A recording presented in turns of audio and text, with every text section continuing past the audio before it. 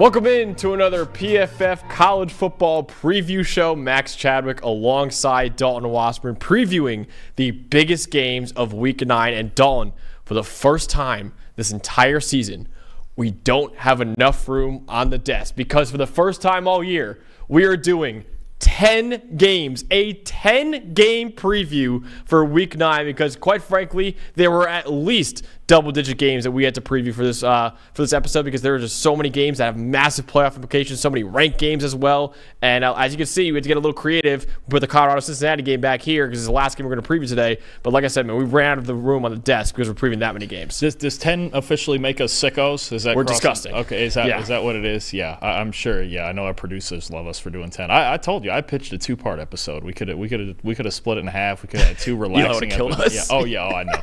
Yeah, the more work we make them do, Just quick behind the scenes, Eli is Dalton and I are very much not morning people. We stay up every night doing our work, and Eli, as punishment for us, we're gonna actually record our mid-season awards episode tomorrow, and Eli, as punishment, is making us do it at 9 a.m. Tomorrow. Oh yeah, we're gonna look terrible in that video. So Eli, you're a bigger sicko than any of us for wanting to come in at 9 a.m. instead of coming in early afternoon like we originally wanted to. I don't know if you have anything to say for yourself right there, but just that you guys did 10 games, so this is what you get. We earned it. We're lucky we didn't get a 6 a.m. call tomorrow. Yeah, it's true. We earned what we get, and he's definitely in charge here. So definitely, I guess we just have to roll with it now. So unless we're gonna do this for 3 hours, we probably should get into these games. We'll start off though with our records for the season, going over how we've done in our previews so far this year. Dawn, you currently have a 1-game lead on me. You are 33-19 on the season. I am 32-20 on the season. But like I said, 10 games to make it up right here. So we'll see how many games we differ on. But I'm currently only 1 game back from you as we head into our Week 9 preview. First game, though, we're talking about, and for the first time all year, we are previewing my alma mater, the Syracuse Orange at number 19, Pitt. Thursday night game, 7:30 p.m. Eastern time on ESPN. And the storyline, as much as I wanted to make it about Syracuse, the storyline is really about the Pitt Panthers right now for the incredible run that they've had. They've been one of the biggest surprises in college football so far this year. Last year, they finished with a 3-9 record, which was their worst record in the 21st century. So they entered this season with a projected win total of 5.5. They've already surpassed that win total in the first half of the year, and they're 6-0 for the first time since 1982, back when Dan Marino was quarterbacking the Pitt Panthers.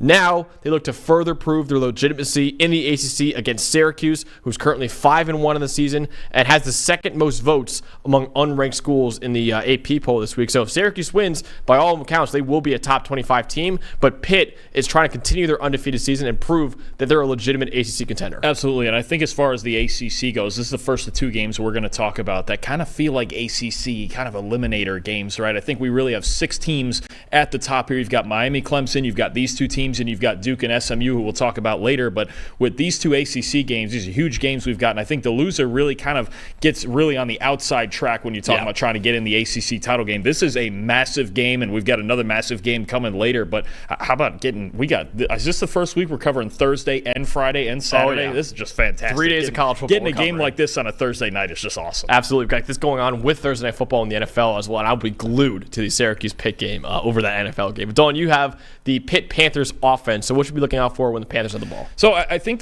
we just have to kind of introduce everybody to these 2 quarterbacks, right? And I'll start on the Pitt side with Eli Holstein, and it was pretty surprising in the preseason when we thought for a while it was going to be Nate Yarnell starting for them, and Holstein in the last about 3 weeks before the season started went in and stole the job, and he's done a solid job here, right? 15 touchdowns, 5 interceptions, but the one thing I'm kind of seeing is you're seeing a lot of it's a lot of gambling. He's kind of a gunslinger, right? And sometimes he tries to fit balls into tight windows, and I'm a little worried because they play in so many close games. The 4 Power 5 wins that they have, their point differential in those 4 games put together is plus 17. They're winning a lot of close games. They're getting away with some mistakes. They're forcing some mistakes from their opponents. But I just wonder a little bit. I'm like, man, Eli Holstein only a 57.9 passing grade despite some of the better traditional numbers. And the big thing is he's getting away with some bad throws, right? 12 turnover-worthy plays is the second most in the Power 5, I believe behind Aiden Giles of Michigan State.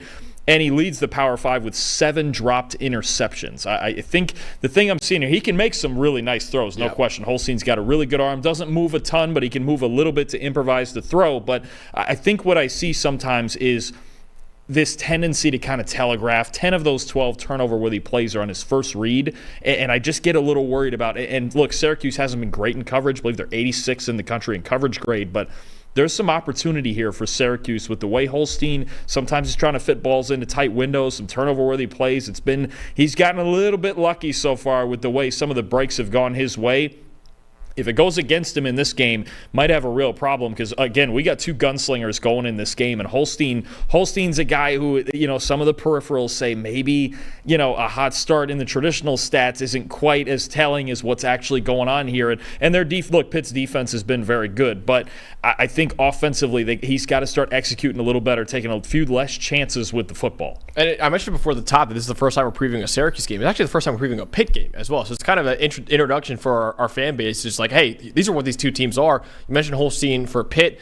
Really, Syracuse is all about Kyle McCord and how amazing he's been this year. He's currently 8th among all signal callers in college football with a 90.1 PFF grade. 21 big-time throws are tied for the most in the nation right now. He is letting it rip. He has completely changed everything about him fundamentally, it seems like. For last year at Ohio State, he was playing not to lose because he knew, hey, I'm the quarterback of Ohio State. If we lose games with this talented roster, they're going to point the finger at me, right? So he was playing not to lose, playing very conservative at times. Now you go to Syracuse, and now you know, hey, if we're going to win games, it's going to be because of me. If we're going to lose games, it's going to be because of me. So why not go out there and let it rip? So Kyle McCord has really done that so far this year. Like I said, 21 big-time throws. And really, Dalton, one of the biggest reasons why he's improved so much this year at Syracuse versus last year at Ohio State, where he's way better when defenses try to get after him. Last year at Ohio State, he really struggled under pressure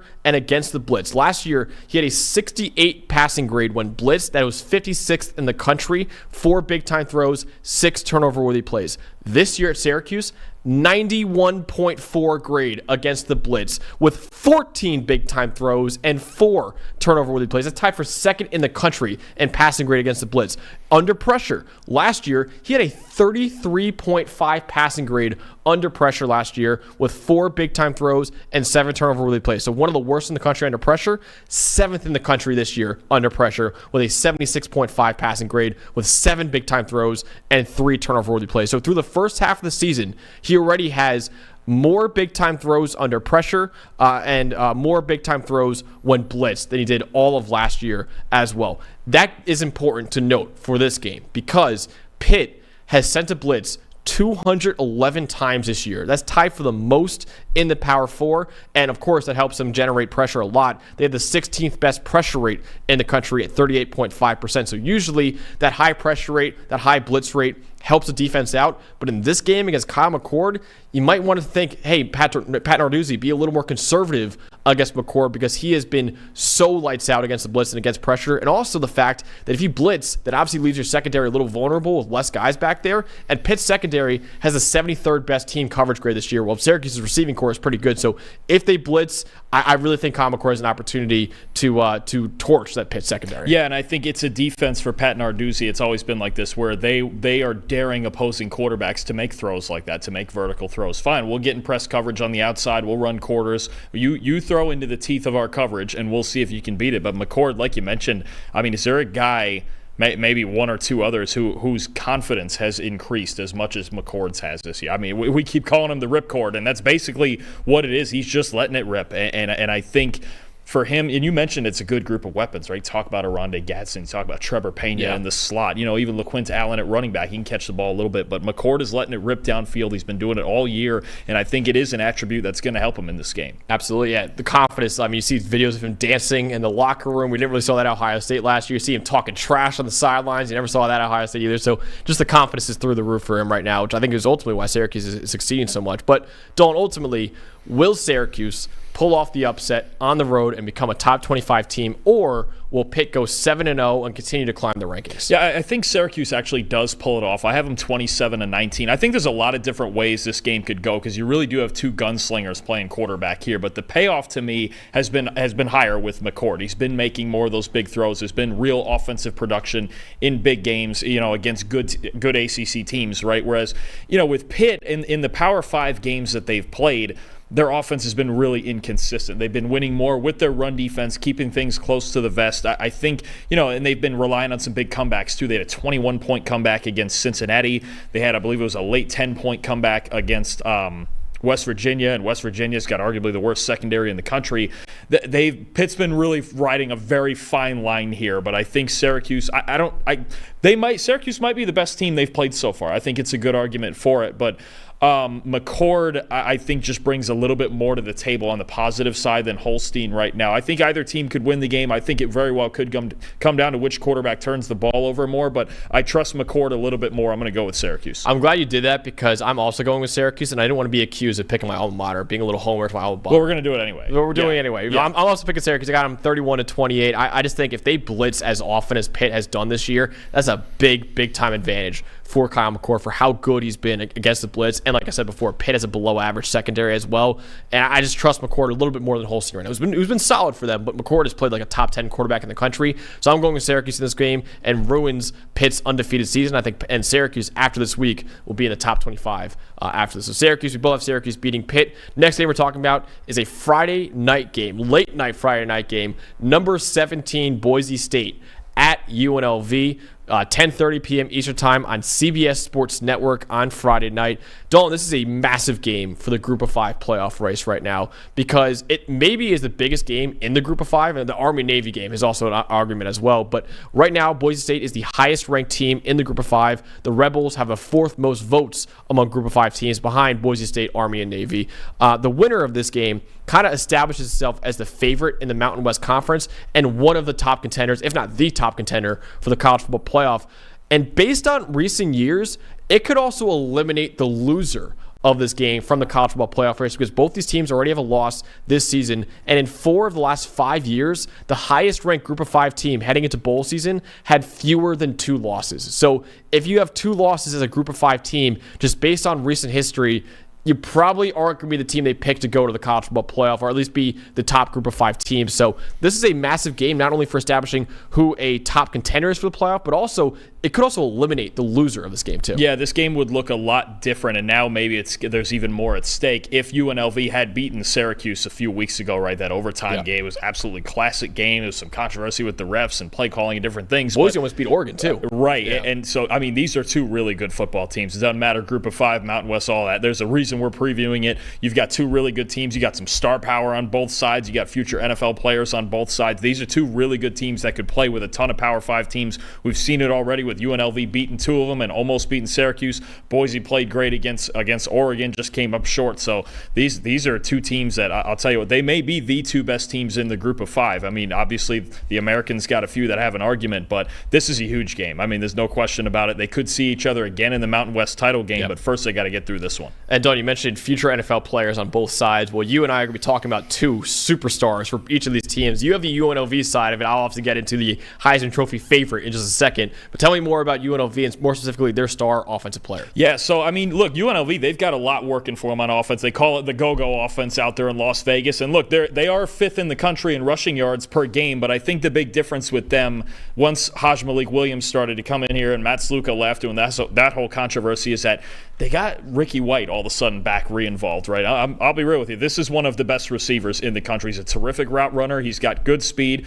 Great special teamer, too. He's got 3 block punts this year, which is crazy. They use him on their punt block unit, their number 1 receiver. But he got off to a slow start. When Matt Sluka was the quarterback the first 3 weeks, Ricky White only had 126 yards in the first 3 games. And this is a guy last year who had, 1,300, 1,400 yards. Yeah, he was one of the best receivers in the country. Well, now, over the last 4 games, Malik Williams comes in at quarterback. Ricky White gets re-involved, and it's made their offense 2-dimensional again since Week 5, Max. Leads the nation in targets, leads the nation in receptions, second in yards behind Jalen Royals from Utah State, and fourth with an 89.7 receiving grade. Them being able to isolate him in one-on-one matchups, let him pick his way through zone coverage as well, get some design plays going for him in the screen game. He's a guy who, especially at this level, and even honestly, even against Power 5 teams, he can take games over. He's such a smooth route runner. He's an explosive playmaker. They need to run this passing game through Ricky White. They didn't do that the first 3 games. They started 3-0 in spite of it, but it was really more about their running game and when they had Matt Sluka kind of scrambling around doing things. Now that they have Ricky White involved, they're two-dimensional again, and he's their most dangerous player by far. We'll see what happens here, though, because in the Mountain West title game last year, right, he had a great year last year. Going into it, Ricky White is the number one priority to stop when you're playing against UNLV, and their run game is great, but if you don't stop this guy, you're going to have a huge problem. Now, last year in the Mountain West title game, 6 catches for 86 yards, all in the first half. So he did not have a single reception in the second half of that game, a game where UNLV was down early and throwing the ball to come back the entire way. Boise State adjusted and did a fantastic job of rotating coverages, going a little more press man with help over the top. They, in the second half of that game, when they got ahead, and obviously they're going to ride Ashton Jeanty when they get ahead, and they did in that game. He had almost 160 yards. They said, anybody else can beat us. We don't care. We're going to bracket. We're going to double Ricky White. We're not going to let him get you back in the game. And he did not have a single catch, only 1 target in the second half of that game. He's the type of guy, UNLV, they either have to force feed him or they have to move him around and find ways to get him open. Because Boise last year, they did, he got off to a hot start, especially in the first quarter.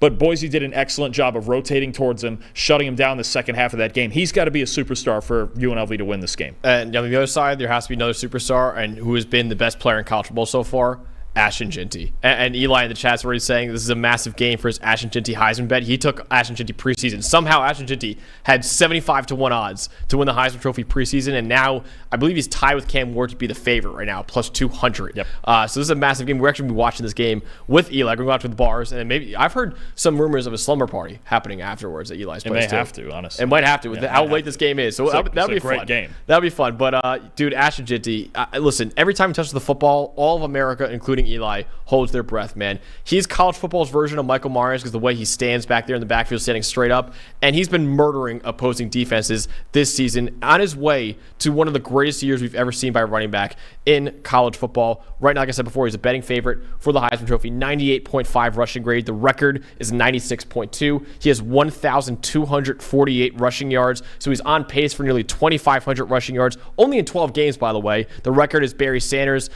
2,628. He has 17 rushing touchdowns. The record is 37, so he's right now on pace for 34 in the regular season. Yards after contact, 912. The record, Dalton, is 1,355. Ashton Jeanty's on pace for over 1,800 yards after contact, which would be like 500 more than anything we've ever seen before. And then forced missed tackles, he has 56 so far in the year. The record is 104 by Bijan Robinson in 2022. And Ashton Jeanty, of course, is on pace for 112. And by the way, all those numbers are regular season. He still has a Mountain West title game. He still has maybe the playoff, a bowl game as well, to break those records, even break them even more than what he's on pace for right now. And UNLV's run D has been kind of below average this year. They're currently tied for 76th in run defense grade and are 113th in yards after contact per attempt allowed at 3.5. Per carry. So for a running back who is the most elusive in college football like Ashton Jeanty, that could spell trouble for UNLV. So really priority number 1, 2, and 3 for UNLV in this game has to be stopping number 2. Absolutely. I mean, easier said than done, right? Even Oregon learned the hard way that that's not very easy to do. But no, I mean, he's been one of the superstars of college football really last year and this year. And this year everybody's finding out about him. And we've mentioned it before. It's crazy that we know deep down that he's the best receiving back in the country as well. Yeah. And he really hasn't gotten any targets this year. Wait till they start using him like that. But I just keep going back to when he told us, he'll have, 2,500 total yards and 20 touchdowns. He may hit 20 touchdowns in this game. And 2,500 rushing yards. Yeah, I mean, it's just silly what he's doing right now. And he's priority number 1. I don't think there's any clear-cut answer as to how you stop him or slow him down or what, but UNLV is going to have to find a way to do it. Absolutely. So, Dalton, with 2 superstars on offense on both sides of the ball, who will ultimately win this Mountain West game, establish himself as a new Mountain West favorite, and the loser who will ultimately see their playoff hopes take a significant blow. This may have been the hardest game to pick out of all of them. I think there's so many variables to this game. UNLV, look, Malik Williams has been really good. Their secondary is spectacular. Jalen Catalan and those guys, and they can get really two-dimensional and give you a lot of funky looks on offense. But something about picking against Ashton-Jeanty would have felt wrong to me. I couldn't do it. I just couldn't do it. I have Boise 41-38. I think it's going to be an absolutely classic game. I do. I think this is going to be a game that we remember for the rest of the season. It's going to be a shootout. Two big things to me. One, Jeanty teed off on him in the Mountain West title game last year. There's not a clear-cut answer for him, too. And Boise State leads the FBS in sacks, and Malik Williams has had some issues under pressure. Passing grade in the 30s under pressure. Usually, if you blitz him or he gets under pressure, he wants to take off running. So I think if Boise can, with their secondary, they're very good at preventing explosives, first of all. Their coverage is solid, so it kind of creates the pass rush for them. It gives them more time to work with. So I think the combination of Jeanty and their pass rush is going to just squeak by in this game and get through a really tough road game. This is going to be a fantastic game, and I will not be shocked if I'm wrong on this, because these are two great football teams. Well, I'm banking on you being wrong, Dalton, and honestly, I want to apologize to Eli and our guy Donnie's wallets in the chat, because Donnie also has significant money on this game as well. I'm going with UNLV. I'm taking UNLV 34-31. I think it will turn into a shootout. Could even be more high scoring like this than what you had. I think they have a slight advantage. They're at home. They have the better defense, in my opinion. They have the better quarterback, in my opinion, as well. All those factors, I hate picking against Ashton-Jeanty, but because of all those factors, I think UNLV wins a close one at home, becomes a new favorite in the Mountain West, and becomes one of the top playoff contenders in the group of five, while Boise State, with 2 losses, takes a huge hit, and not only takes a huge hit for their playoff odds, Dalton, but a lot of the Ashton-Jeanty Heisman talk is based off Boise State making the playoff. If they don't make the playoff, the Ashton-Jeanty Heisman talk, as amazing as he's been, and maybe he still deserves to get it anyways, but that also takes a big hit. It would certainly help, yeah. Yeah, it would take a big hit if they lose this game. But I think UNLV is going to end up winning this game 34-31. Another group of 5 team that we're previewing today, Dawn. Finally, some Saturday games now. Number 12, Notre Dame against number 24, Navy. This game is at 12 p.m. Eastern Time on ABC in MetLife Stadium, too. We got a neutral site game for Notre Dame against Navy. The storylines to know, okay, how legit are these military academies right now? Both Army and Navy have become legitimate college football playoff contenders. They're both undefeated through the first half of the season. First time since 1960 that both Navy and Army are ranked in the same AP poll, which is very, very cool. And while they've proven to be among the Group of Five's elite, they've done really well against a good Group of 5 teams already this year. It's time to see how they stack up against a top 15 team like Notre Dame. And actually, both Army and Navy will be playing Notre Dame this year. Navy obviously doing it this week in MetLife Stadium. Army doing it a little later on the year in Yankee Stadium on November 23rd, one of the last weeks of the year.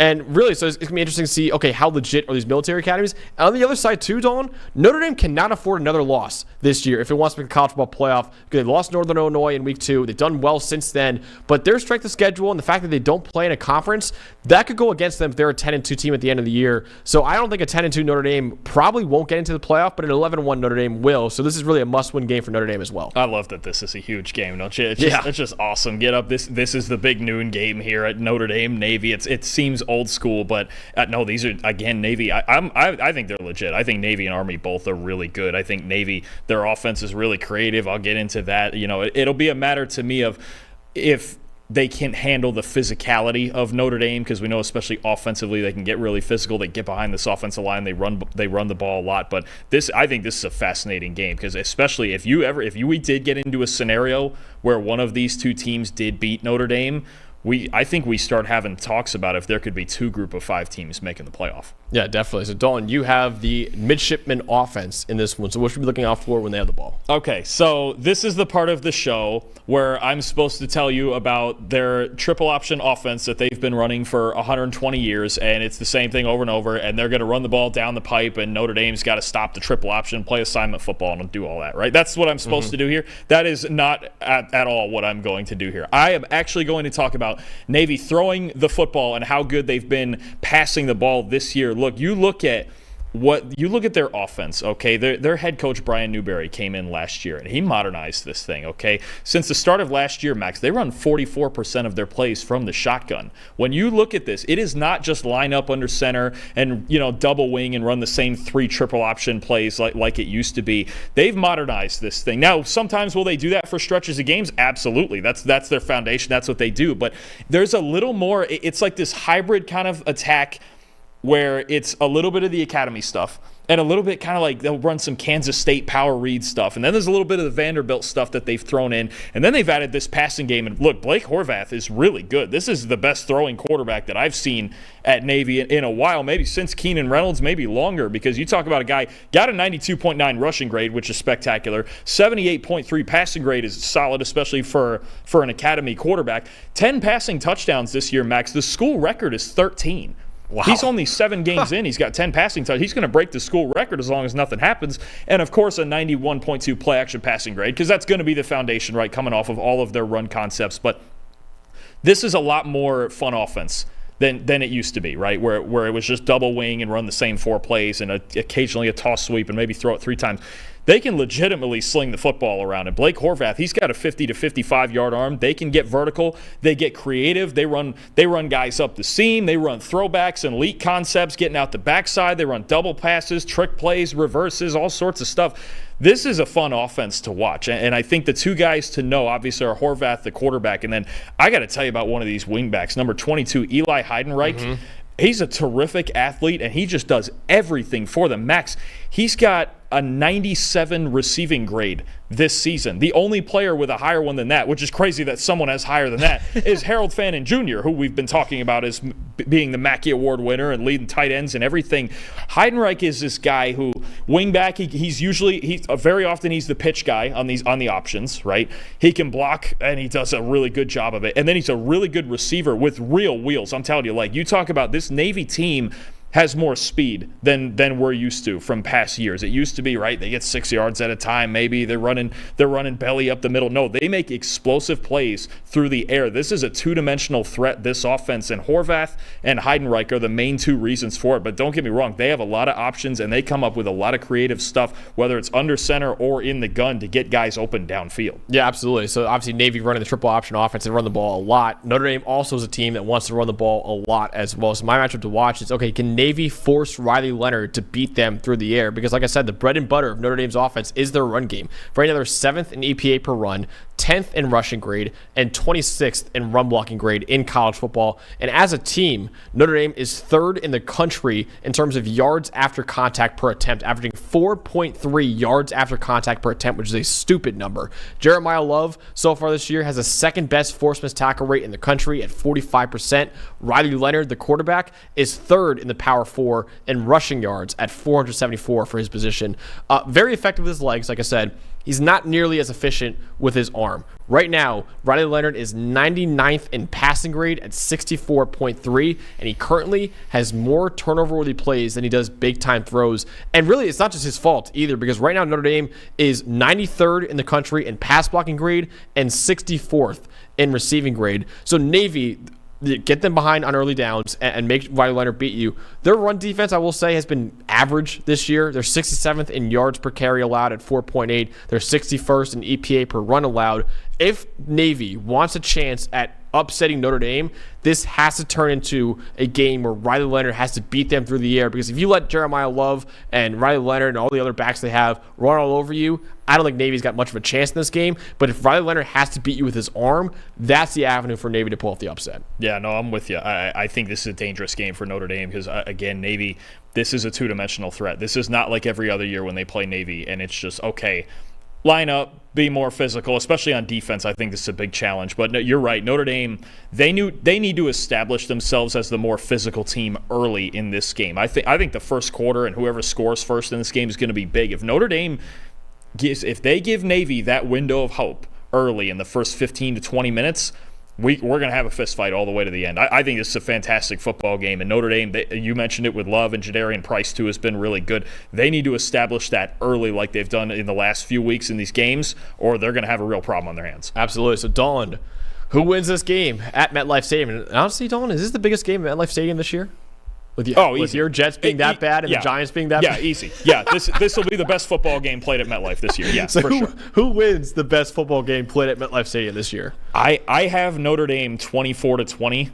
And I'm not sitting too comfortable with it. I think this Navy team is a real threat. If Notre Dame doesn't come out and get ahead and establish some sort of physical dominance early in the game, you mentioned those yards after contact, right? Make Navy take 4, 5, 6 guys to tackle you, right? You know Notre Dame's going to be the big team. These academy schools are traditionally smaller than the Power 5 schools.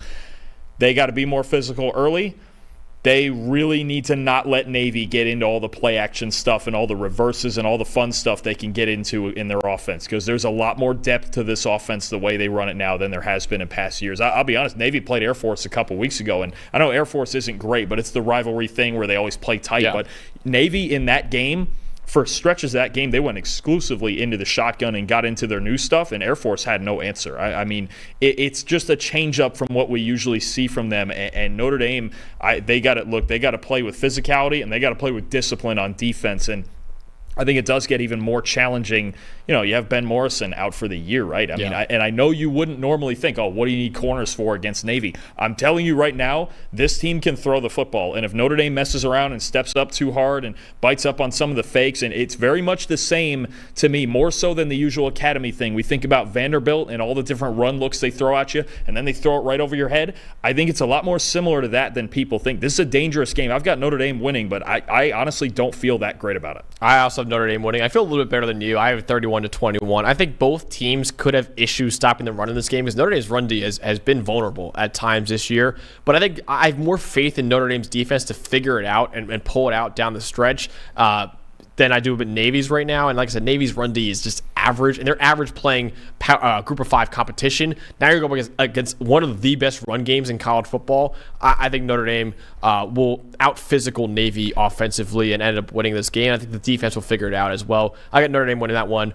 31-21. Next game we're talking about, another ranked game on Saturday, is number 20 Illinois at number 1 Oregon, 3:30 p.m. Eastern Time on CBS. Storylines to know in this game: this is the only currently ranked team Oregon has left on their regular season schedule. And right now, Dalton, according to our power rankings, Oregon has the best chance of any FBS team to finish the regular season with an undefeated record. Right now, their projected win total on PFF.com is 11.3. It's the highest of any team in college football. So this week against Illinois, the only top 25 team as of right now that Oregon has left on their schedule. I'm not saying Oregon's schedule remaining is a cakewalk after this. They still got Michigan. They still have some other decent games as well. But it's still unlikely that Oregon will face another ranked team until the Big Ten championship game, if they get there. Well, the idea is they got through the big one, right? They got through the Ohio State game, and now they've gotten it rolling on offense, right? Dylan Gabriel's been rolling. They got Evan Stewart going against Ohio State. Their defense was just good enough in that game to get it done against them. But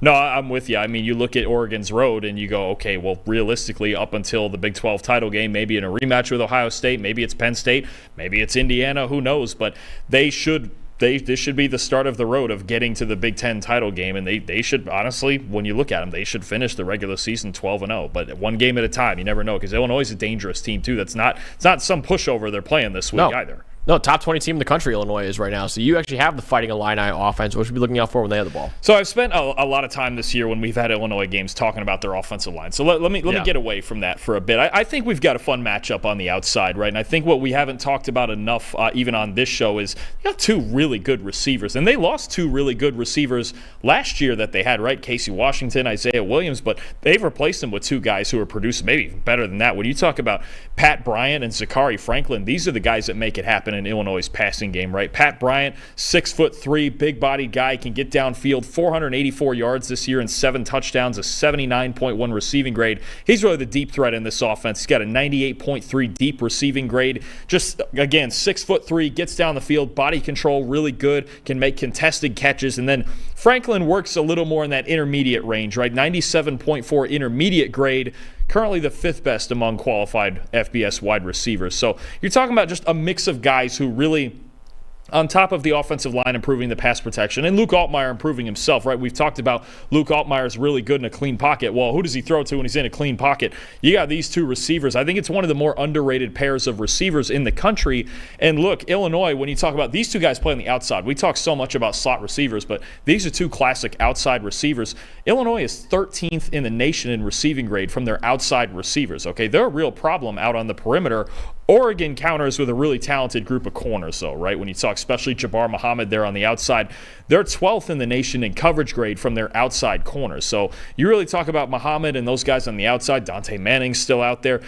Oregon doesn't have a single player with at least 50 coverage snaps with a coverage grade under 65. I mean, they're just fundamentally sound. I can't say there's really one guy who's having an All-American type season in their secondary, but sometimes the secondary is just as strong as your weakest link, and they don't really have too much of a weakest link. So I think Pat Bryant and Zachary Franklin have to be really good for Illinois to win any game, but especially this game in such a prime matchup with Oregon's secondary. Absolutely. And on the other side of the ball is almost the same thing, too, is can Illinois just get after Dillon Gabriel at all, because they have a very, very dangerous group of weapons like Illinois does as well. Dillon Gabriel has been one of the most efficient quarterbacks in the country so far this year, especially when he has time to work from the pocket. He's far less effective, though, when defenses try to speed him up. Right now, he's 4th in the FBS in passing grade when he isn't blitzed with a 91.8 mark, 67.6 grade when he is blitzed. That's 70th in the country. So you're talking about one of the best in the nation when he's not blitzed, and he's a below-average quarterback when he is blitzed.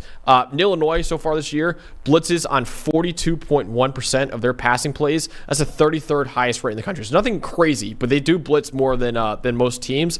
And really, it's imperative that their defense gets home on Dillon Gabriel to take some of the pressure off of its secondary, because Dalton, the Fighting Illini, have played man coverage on the 6th most snaps in the country, which leaves their defensive backs on an island against Oregon's uber talented receivers. I mean, Tez Johnson, Evan Stewart, Trayshawn Holden, a bunch of guys are super talented in that receiving core, and Dillon Gabriel also super talented in delivering accurate footballs against man coverage. Right now, he's a 139.2 passer rating against man coverage. That's the 3rd best in college football this year. So Illinois, with how much they blitz, and listen, that's an avenue for them to have an advantage, because Dillon Gabriel, like I mentioned, is not blitzed. It's not great against when he's blitzed that much, but man coverage on those receivers, if you give Dillon Gabriel time back there, he's going to pick them apart. They need to get pressure on Dillon Gabriel with their blitzes and against a really good offensive line as well, or else Dillon Gabriel and those receivers are probably going to tee off on them. For sure, and I think, and the blitzing and Illinois being famous for that 5-man rush, I was looking into this earlier today too, and Gabriel, when you talk about, sometimes the blitzes can include like simulated pressures where he's still only sending 4 and things like that. I looked at also when Gabriel sees 5 or more pass rushers, okay, obviously blitzing, but get into a little different realm here.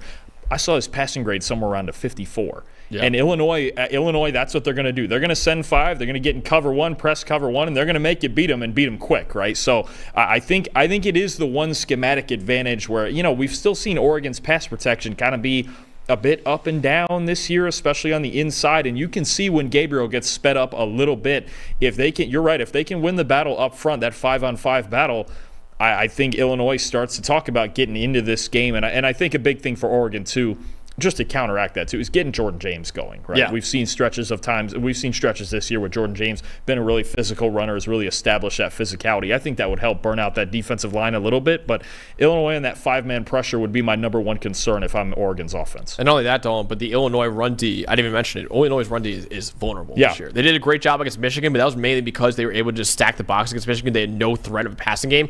That's not the same thing with Oregon. They have a threat of passing the game right now. So yeah, Illinois right now is 111th in run defense grade this year. So against Jordan James and that offensive line as well, that's a big advantage. So that's another thing too, is Oregon can just run the ball, make Illinois stack the box a little bit, and Dillon Gabriel go over the top on them as well. Dalton, right now this is a 3-touchdown spread, more than a 3-touchdown spread, 21.5 point favorite for Oregon right now. Even though it's a top 20 matchup, will Oregon win by that much, or will Illinois keep it close or even pull off the upset? I'm going to play it safe and not go that far. I do think Oregon's going to win this game. I think it's a different caliber of football you're talking about, right? And I think there are things, I think Illinois, if they're going to win this game or even be within probably 3 points or something like that, bring it down to the wire, I think Illinois is going to have to play a perfect football game, and I just don't know. It's hard to bet on that on the road in Autzen Stadium. I've got Oregon 34-24. I do think Illinois, the pressures can give them some problems. I think if they protect Luke Altmaier, I think he can always give you some issues because he's really good in a clean pocket. I just think it is a different it's a different caliber of football. When you're talking about Oregon, is right now they're the number 1 team in the country. I think there's zero doubt that they're one of the best 5 or 6 teams in the country at the very worst, right? They have national championship expectations, and a team with those sort of expectations they need to win a game like this, right? At home against an Illinois team that they're better than, that they have more athletes than, right? And I think Oregon getting by that Ohio State game too, I have to think they're going to be relatively loose. Now, okay, we got through Ohio State. Let's get through the rest of the regular season and then ratchet it right back up to that intensity level when we get to the Big Ten title game. But I think they're going to be on a mission now. You've got these last 5 games that they should win all of them. This is the first one. This might be the toughest one of all of them. I see Oregon winning this. I have them by 10. I don't have them blowing them out. I really like Illinois' team. I like the way they're playing, and I really like the way they played against Michigan last week, making the adjustment kind of away from the game that they usually play because Michigan's D-line and their defense is so good, right? So beating them in a different way was encouraging to me, still being the more physical team, but I think against Oregon, this is a little too much for the Illini to handle. Yeah, I actually have it bigger. I have it right around that spread. I have Oregon 38-17. I think Dylan Gabriel is going to do really well against this defense, and I think Jordan James is going to do really well against this defense as well. And then Oregon, I mean, their pass rush is 16th in pass rushing grade so far this year. And Luke Altmaier, under pressure, is not a very good quarterback. He's very good when kept clean, but you got to keep him clean. I don't know if Illinois will be able to do that in this game. So I think Oregon very much looks like the number 1 team in the country with a convincing victory over a top 20 team. I got Oregon 38-17. I think too there, guy we didn't mention yet, Derek Harmon I think he's a big factor in this game as well. Illinois got a lot better at offensive tackle this year with J.C. Davis and Melvin Priestley, but I think the inside against Derek Harmon specifically could be still a little bit vulnerable. Absolutely. So next game we're talking about, Dalton, another 3:30 game, is number 21 Missouri at number 15 Alabama, 3:30 p.m. Eastern Time on ABC. Really, the storyline, this is pretty much a playoff elimination game for these two teams. The loser of this game probably sees his playoff hopes evaporate, just like the loser of Boise State UNLV. But even the Boise State UNLV, you can make an argument that they're not dead yet. I think that the loser of this game is dead in the college football playoff race because Alabama suffered their second loss in 3 games this past weekend against Tennessee, and it's highly unlikely that a 3-loss team can get into the 12-team college football playoff, even Alabama. I don't think a 3-loss Alabama will be able to get into the playoff. So Alabama, by that account, cannot afford to lose a game the rest of the year. Missouri, they only have 1 loss right now, but that 1 loss, they were blown out by Texas A&M, and this past week they needed an 11-point comeback to beat Auburn, who's currently 2-5 on the season. So Missouri hasn't looked great at all, and Alabama, by the way, Alabama is currently the only top 25 team Missouri plays the rest of the year, and will likely be the only top 25 team Missouri plays the rest of the year. So if they lose this game, there's not a lot of other games for them to prove that they are a top 12 team in college football. So this is a must, even though they have 1 loss, this is a must-win game for Missouri to impress the college football playoff committee. In Alabama, with 2 losses, they can't afford a 3rd loss to make the college football playoff. Yeah, no, I think Missouri's season comes down to this week. It does. You look at the rest of their games. Look, they're not easy games, some of them either. When you talk about Oklahoma, South Carolina, Mississippi State, Arkansas, there's 3 games in there that could be competitive the way that Missouri's lack of execution this year has been. And Bama's season really comes down to the next 2 weeks, I think. When you talk about this week with Missouri, and then is it next week they play LSU or the week after? They might get a bye in between there. But the next game against LSU, those are the 2 games. That's their shot to save their season. I think at 10-2, I still think Alabama would get in, especially with the win over Georgia. That's a big deal, right? And they beat LSU too, and you're right. If you get the LSU win, even this win, okay, it's something. They would have enough at 10-2, but I'm not sure they would have enough at 9-3. When you talk about, I think there's going to be enough teams at least 10-2 that are going to get in there. It's going to be dangerous if they lose another game. But this is an interesting game between two teams who have not played their best football. No, not at all. So it really is a pseudo playoff game, and Alabama has a bye week after this week, and then LSU. So that'd be a huge game. Obviously, we will preview that game in a couple weeks. But Dalton, you have the Alabama offense in this game that's been not looking too great over the last couple weeks with Jalen Morrow against South Carolina and against Tennessee. So what should we be looking out for, and what's going on with Jalen Morrow in this passing attack right now? It's just, we'll go back to the Georgia game. We thought maybe Jalen Milroe had this solved, right? Where he was so reliant on the deep ball, and teams would blitz him and make him get rid of the football and make him throw shorter passes and take away the home runs. We thought against Georgia that he found it. And this was going to be the first-round pick game. He was going to become a first-round pick, Heisman candidate, all that stuff. And we've seen the last couple of games, it's gone back to the old habits, right? It's just constantly with Milroe about if you prevent the home runs, then he doesn't have a whole lot of other answers to beat you. And that's what happened. That's what's happened in the last 2 games. He's 1 for 8 on deep balls in the last 2 games. And the one was that busted coverage at the end of the South Carolina game where somebody was running wide open, nobody within 20 yards, so he could throw a balloon out there and he would have hit him. So they're just not getting the deep ball. They tried to get Ryan Williams involved more last week, 19 targets, but a lot of those shorter targets, Jalen Milroe was missing. He's just not that precise a passer under 20 yards. The accuracy's not there. The footwork can be shoddy. He can look rushed. They have to get the deep ball back going because this very much reminds me of Ole Miss's issues earlier in the year where it was like, okay, you're too reliant on this. You're too reliant on home runs. You're not hitting enough singles. And Jalen Milroe right now, he needs to hit the singles. The good part for him in this game is Missouri's secondary hasn't been great. Nothing about Missouri has really looked great throughout the year, but you talk about right now, they're 84th in coverage grade against the deep ball this year. And if I take out 2 freebies earlier in the year against Murray State and Buffalo, that drops into the bottom 15 in the country. There you can see they haven't seen a high volume of deep balls because they haven't played against a whole lot of high-flying passing offenses, but there's been some mental lapses in coverage for Missouri. There's going to be opportunities there, but Bama still needs to kind of work into it. They still need to run the ball some. And Missouri's got a pretty good run defense, but they still need to run the ball. They still need to take the steps to set those things up, and they can get there. And I just didn't think we would get to a point this year where basically they would be so reliant on just Milroe and Ryan Williams of all of them. These other receivers, I need them to show up too if they're going to win this game because right now it's Milroe and it's Williams, and it's just waiting for home runs.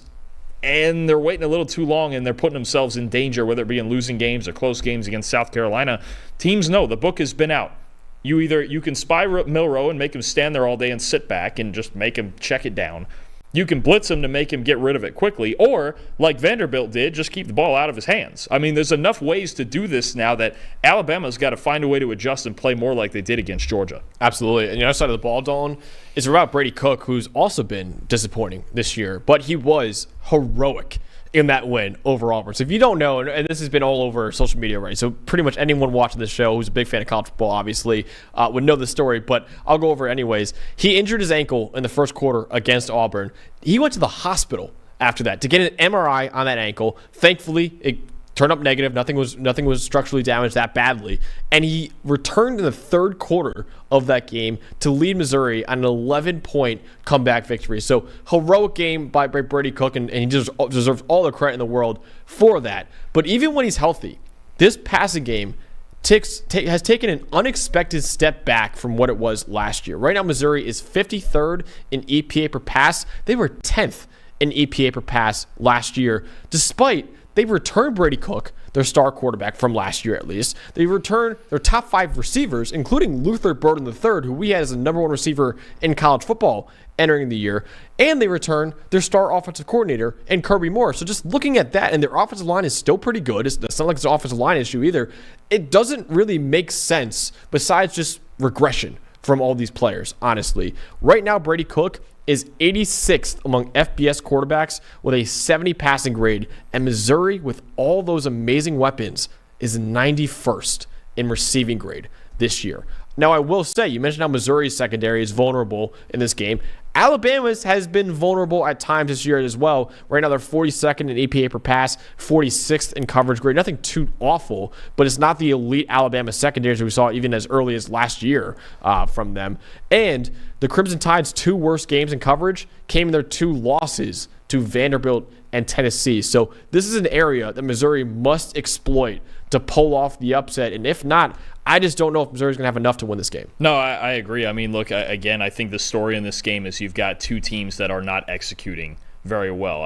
It's just what it comes down to. They're both extremely talented. We thought Missouri maybe had top 10 talent coming into the year, but if you don't execute, if you don't play good football, this is what happens. Is now you're only in week 9, and if you got your season on the brink, and that's the case for both of them. Yeah, absolutely. So Dalton, in this playoff elimination game, who keeps their season alive and who gets a fatal blow to their playoff hopes? I think Bama keeps it alive. I'll take him. I'll take him at home in Tuscaloosa, kind of the friendly confines down there. And at least I have sometimes seen them execute the way they're supposed to. I have not watched a single game from Missouri. I mean, they played UMass a couple weeks ago or last week. I'm not taking any. It's 2 weeks ago. I'm not taking anything into account playing UMass. We love the Minutemen, though. Of course we do. I mean, we love every college team. Yeah. But I have not seen Missouri execute to their full potential in any really meaningful game this year. And I've at least seen Bama do it a couple of times. Right now, even with Milroe's struggles the last 2 games, I have to trust him more than Brady Cook. Brady Cook has just straight up missed throws all season. And I don't know what happened between last year and this year with him, but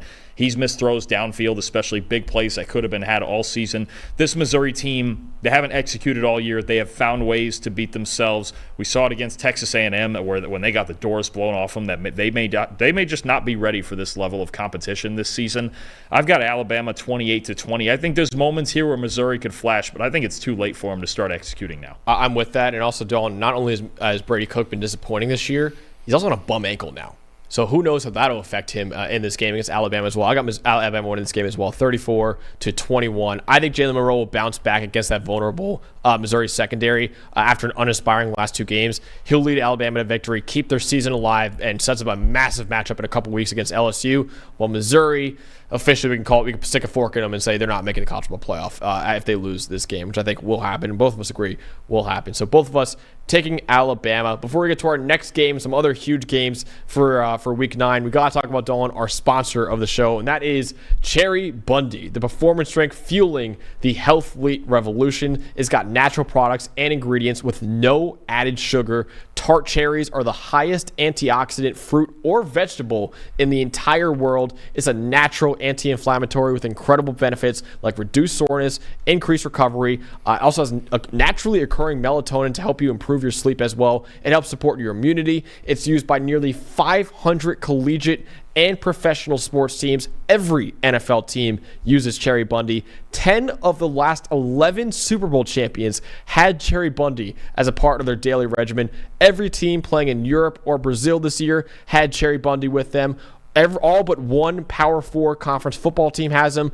Every NCAA football and basketball national champion since 2007 uses Cheribundi. So 10 of the last 11 Super Bowl champions and every football and basketball national champion since 2007 has used Cheribundi. Their products are available on Amazon, cheribundi.com, and at retailers nationwide, including Publix and Kroger. And Dawn, not only is it really good for you and helps you in a lot of ways, it is absolutely freaking delicious as well. Oh, absolutely. Like, I've told you before, I'm not necessarily a person that always loves cherry, but that's the exception to the rule right there. It's just, I don't know why, it just works. Plus, it's only 100 calories, Max. Only 100 calories, which is huge because you and I, our diets are horrible. It's rare to find things that taste good and keep you skinny. Yeah, sure. We're searching for those. So yeah, Cheribundi, check it out, cheribundi.com. It is outstanding and it's really good for you as well, performing for the health fleet revolution. All right, next game we're talking about is a 4:15 p.m. Eastern time game. That is number 5 Texas at number 25 Vanderbilt on SEC Network. Our guy Trevor Sickma's fiance Alyssa Lang confirmed will be the sideline reporter for this game. If you don't remember, Alyssa Lang got the unbelievable interview with Diego Pavia after that win over Alabama. We'll see if she can get another one if they beat Texas in this one. We'll see. We'll get into our predictions just a little bit. But the story to know is about Vanderbilt. Dawn, this is the first time in over a decade that Vanderbilt is playing a football game as a top 25 team in college football. The Commodores are in the top 25 for the first time in 11 years when James Franklin was the head coach of Vanderbilt. Actually, it was last year at Vanderbilt before coming. Pretty good coach. Pretty good coach. Now going to the Penn. That was his last year before going to Penn State. They have a 5-2 record. That's their best start since even before James Franklin. In the 2008 season was the last time Vanderbilt had a 7-game start as good as 5-2 that they have this year. And Dawn, their preseason win total was 2.5 games. We thought this was a 2-10, or the books thought it was a 2-10 football team or a 3-9 football team, and now they're 5-2 so far this year. It's safe to say they've been one of the biggest surprises in college football, and after upsetting number 1 Alabama at home 3 weeks ago, they'll try to do another top 5 upset at home against Texas this week. So I know, listen, we're all talking about Texas and how they're going to look after that Georgia loss, but we got to shine some light on the Vanderbilt Commodores right now for their first game as a top 25 team since 2013. Look, honestly, It's dangerous. This is a dangerous game for Texas. I mean, Vandy, look, they've proven. You get Diego Pavia in there, you start running this offense. You brought Jerry Killen on the coaching staff, all those guys from New Mexico State.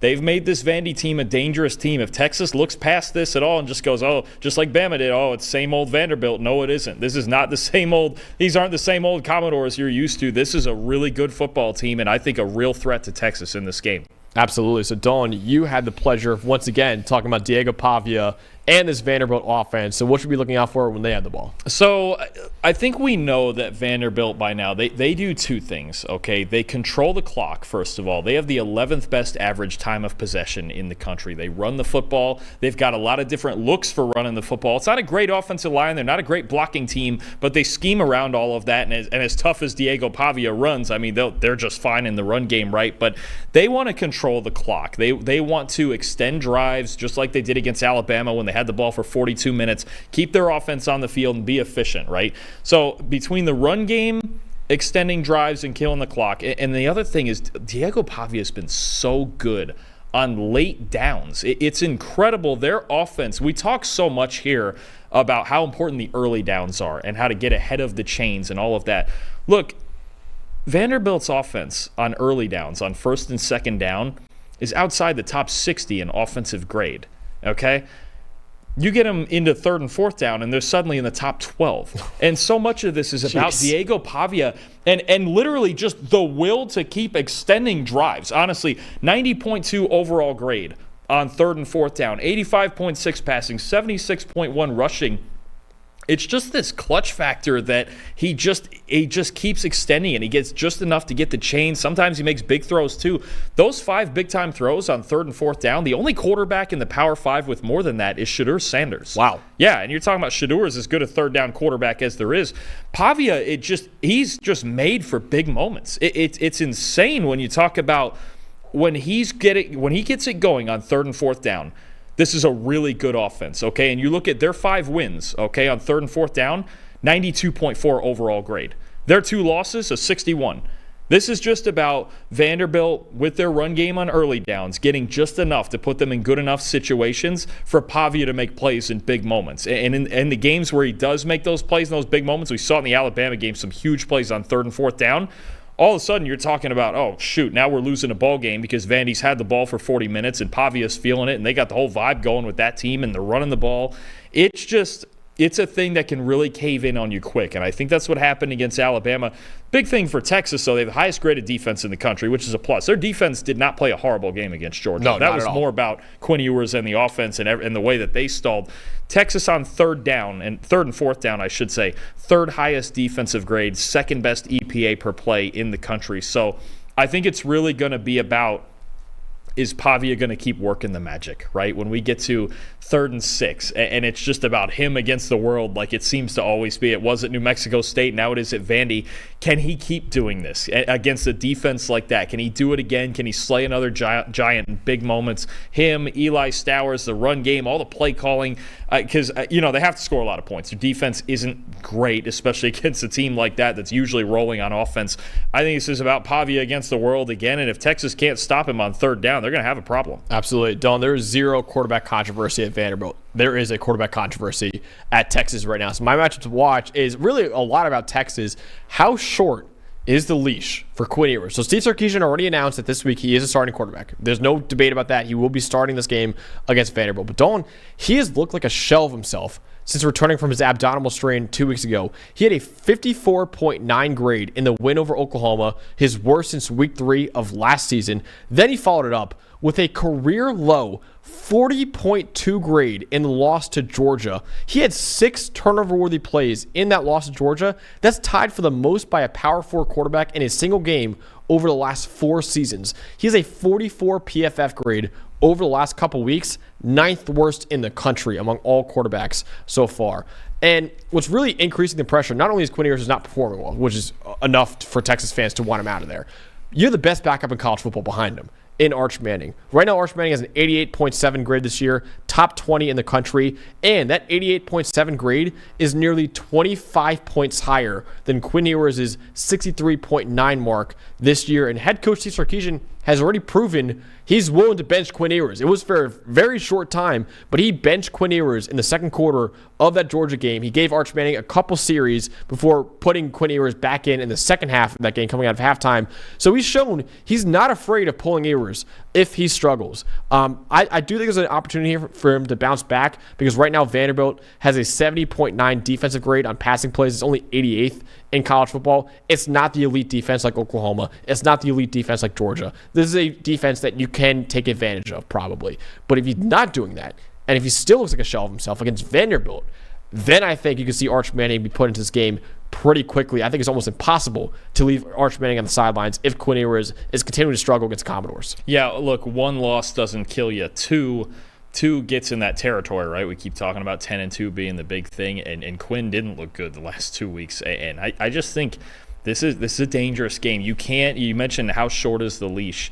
I don't think it's particularly long, because you're talking about a team that if you fall behind and they start getting in their wheelhouse and they start controlling the clock, it can get away from you really quick, because when they get in a rhythm, when Vanderbilt gets in a rhythm and they start feeling it through the ground, through the air, every bit of, and Diego Pavia is just kind of doing the Diego Pavia thing, you cannot, especially the turnover thing, you can't have, first of all, you can't have 6 turnover-worthy plays in a game, but we saw what really set off Vandy against Alabama.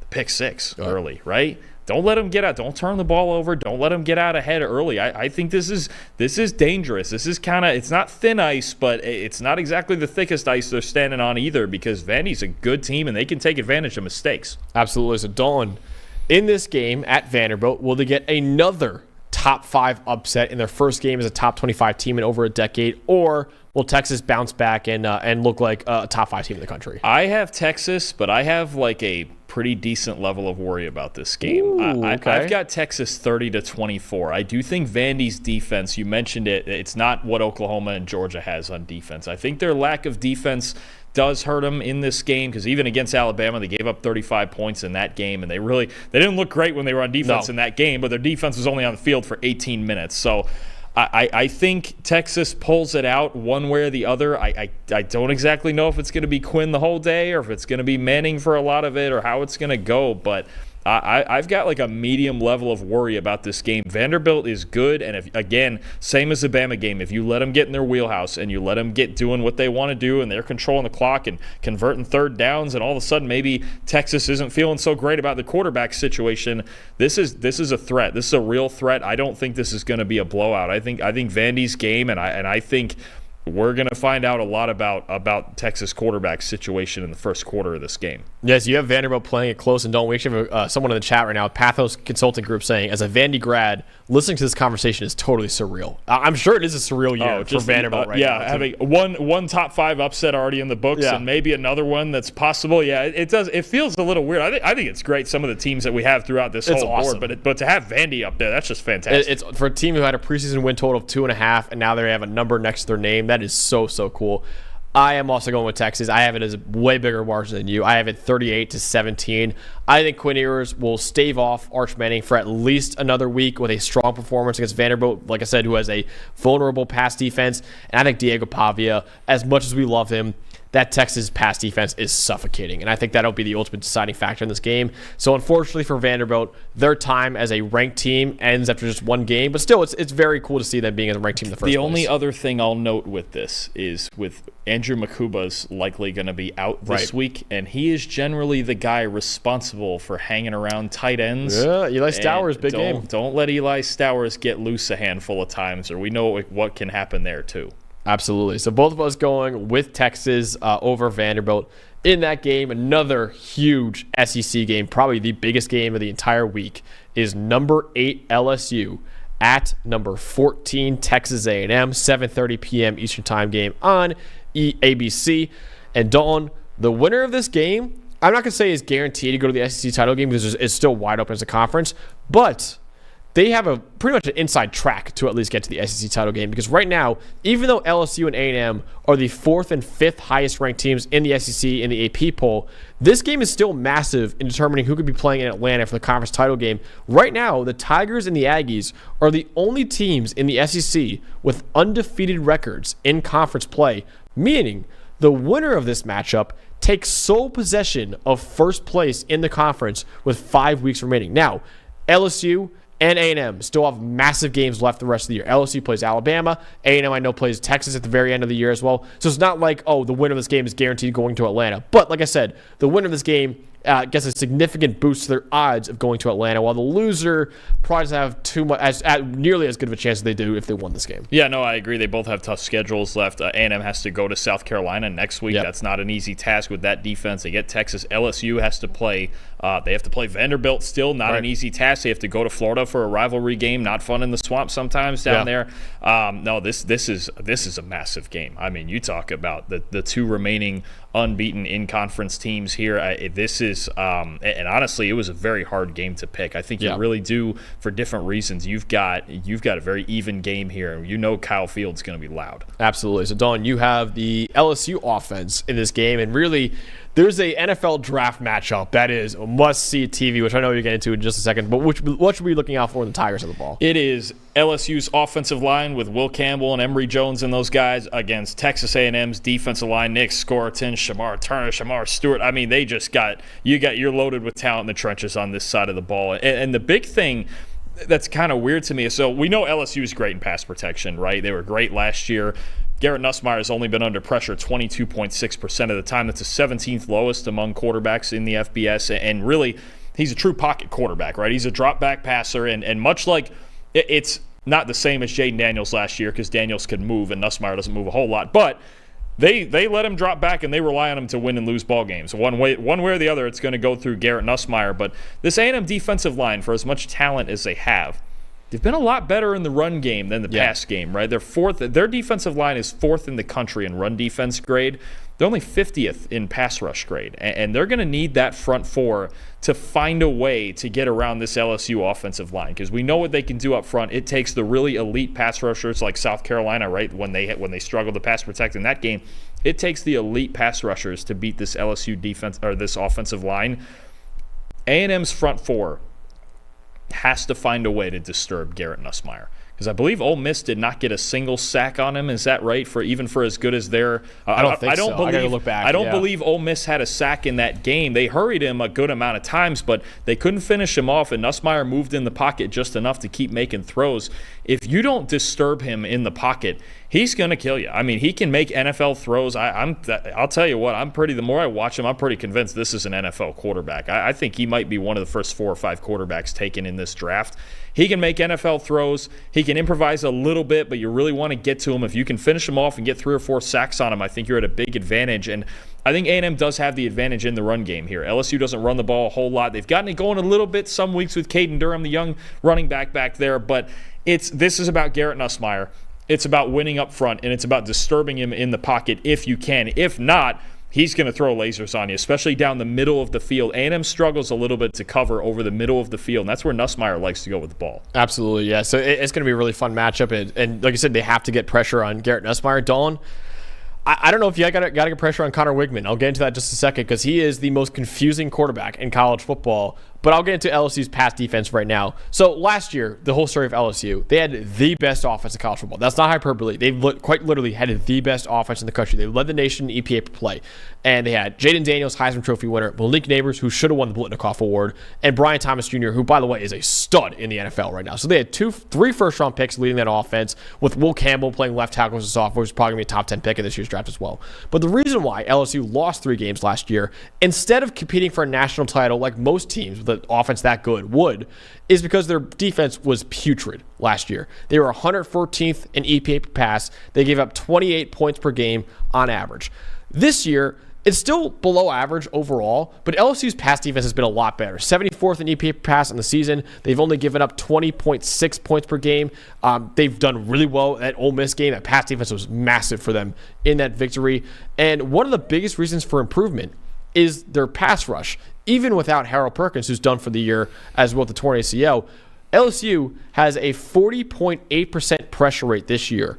That's the 7th best rate in college football. And in most cases, Dalton, increasing the pressure on a quarterback decreases their performance because it makes sense, right? They have, instead of having time in the pocket to scan the field, find an open receiver, and deliver a throw from a stable platform, instead, when you pressure them, they got to rush their progressions, throw off platform, or tuck and run for his life. Most quarterbacks are like that. Connor Wigman is not like that. He is most comfortable in uncomfortable situations and vice versa. He's most uncomfortable in comfortable situations. Dalton, he has an 81 PFF grade under pressure this year. That's fourth among all quarterbacks in the country. That's really, really good. When he's kept clean, he's a 56.3 passing grade. That's the third worst in America and the worst in Power 4. It is incredibly rare for a quarterback's grade under pressure to be even any higher than when they're kept clean. His grade under pressure is 25 points higher than when he's kept clean. When I saw that stat, my eyes bugged out of my head. I've never seen that before. He's the most confusing quarterback in the country, and I know this is hyperbole, but it's like LSU's like, do we just drop 11 guys back there and make him throw from a clean pocket? Like, what do we do with this guy when he's so good under pressure and he's been so bad when kept clean? Connor Wigman just doesn't make any sense right now from an analytics perspective. That's true, and there's times I've watched him where he doesn't make a whole lot of sense because there's times where he looks like a first-round pick, and there's other times where you're just not sure what he's doing. I mean, we saw the difference against Missouri. He was fantastic back in Week 1 against Notre Dame. He certainly wasn't. Now it's obviously a really tough defense to throw the ball on, but no, I mean you could argue that this is the game for Wigman. Yeah. That we're just going to find out who he is in this game. I think we both have a pretty good idea of who Garrett Nussmeier is at this point, right? Especially after the Ole Miss game. We're going to find out with Wigman because you're right. It's the way this LSU defense now is played. These last 2 weeks, this is the best that they've played in the past year and a half. Absolutely, these last 2 weeks. I was certainly worried about the Ole Miss game, talking about, is Jackson Dart going to get the deep ball back? He might this week.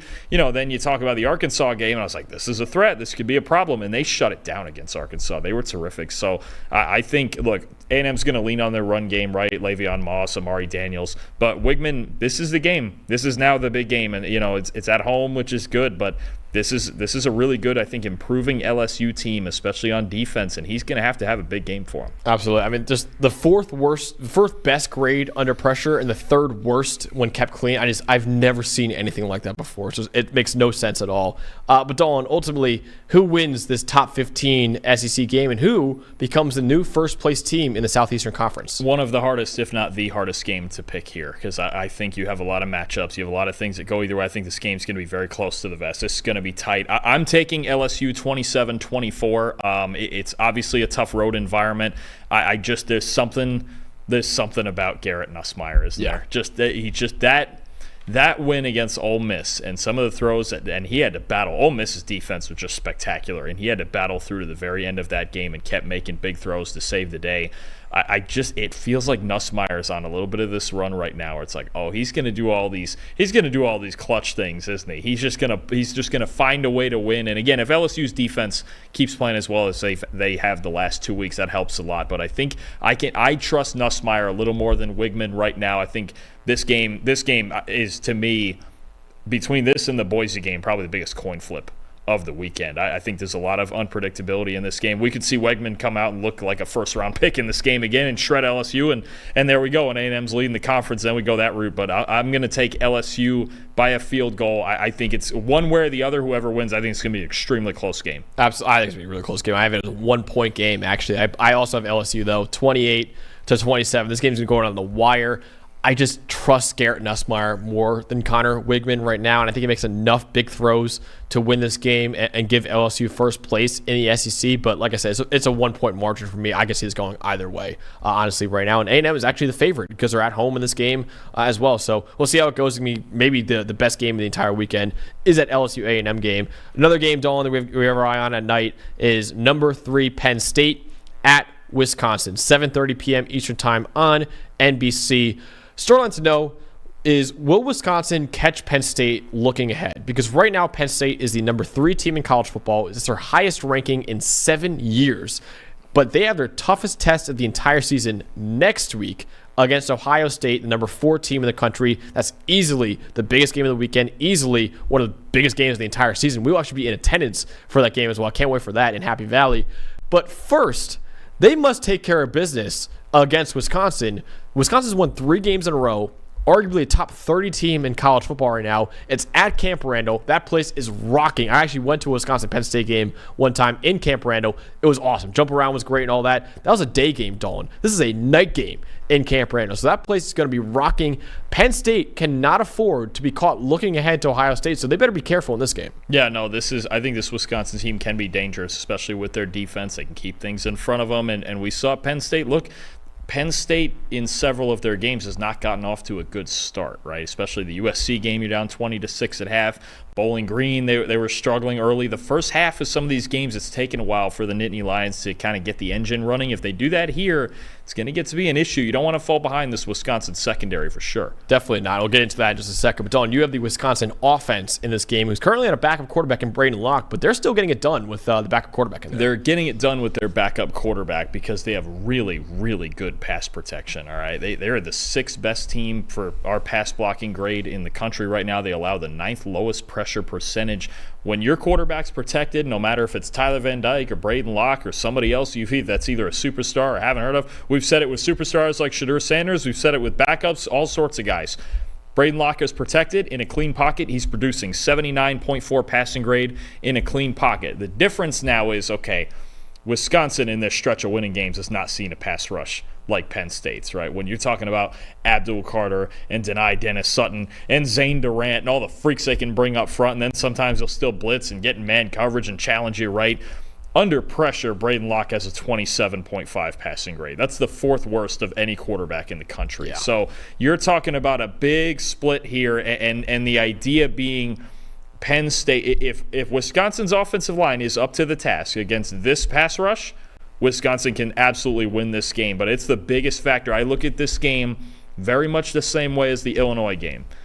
If Braden Locke is clean, like Luke Altmaier wasn't allowed to be clean in that game, if he's clean, they got a shot. And if Penn State's pass rush wins the day, then the game is over. Because they're just not going to overcome that, and they don't have enough threats on the outside one-on-one to win, take shots over it and try to back them off and all that stuff. So Wisconsin has to pass protect. It's an elite pass rush unit.